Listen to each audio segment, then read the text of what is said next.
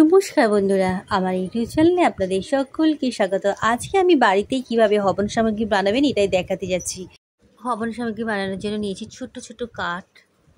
এগুলো দোকানে কিনতে পাওয়া যায়।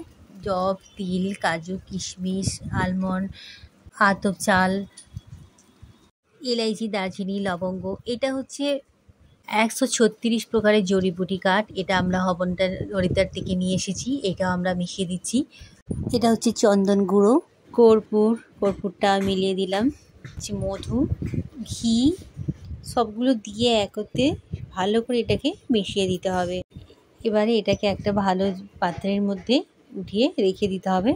এইভাবে যদি ভগবানের হবনটা বানানো হয় তো ভগবান খুবই সন্তুষ্ট হয়, আর প্রকৃতির মধ্যে দারুণ একটা বাতাবরণ তৈরি হয়। কনকনের এটা প্রকৃতির মধ্যে মিশে যায় আর আমাদের প্রকৃতি সুস্থ সুন্দর থাকে। ভিডিওটা দেখার জন্য ধন্যবাদ। জয় মা গায়ত্রী।